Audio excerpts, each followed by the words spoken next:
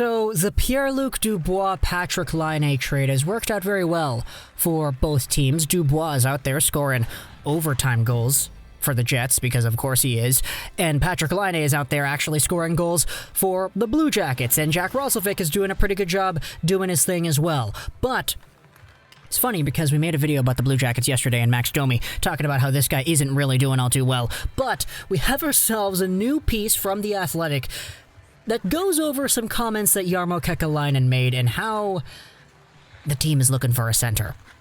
So, the source is over here from tsn.ca here. The piece starts off by talking about how the Blue Jackets are in the market for a top-line center, even though they just traded one away in Pierre-Luc Dubois. Here's the quote from Kekäläinen. "It's a challenge because they're just not available.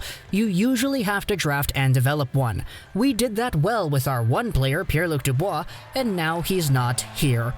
Now we have to get back into our hunt, finding a centerman either through the draft or through a trade. They aren't available very often. There could be some available in the free agent market next summer." Yeah, I know what you're thinking. Stop that. Not Jack Eichel. We're not talking about Eichel to Columbus. That's not what we're talking about here. Another part that is actually added in this article is the fact that Kekäläinen added centers Max Domi and Mikko Koivu in October, but Koivu retired 7 games into the season, and Domi isn't really doing all too great. If you saw our video yesterday, you know exactly the situation that's going on there with the former Canadian. "I can assure you, we understand the importance of the center ice position," Kekäläinen says. "That's why we did a lot of the moves we did in the offseason, and it hasn't exactly gone as planned. I can assure you. We will keep searching and doing our job in building a team. We have some very good potential center icemen growing into that role within our team, but we're also going to look for ways to strengthen that position from the outside." And so I'm just kind of sitting here thinking, wow, that's crazy how you guys have a #1 center in Pierre-Luc Dubois, a guy that you'd won a draft lottery for and ended up picking over Jesse Puljujarvi, who's actually doing pretty well with the Oilers now, by the way. And it was seen as a weird pick back then, but after a few years, it was seen as a win. You had this guy who was looking to be a #1 center, and now you traded him away, and now you're in a spot where you need a #1 center coming back?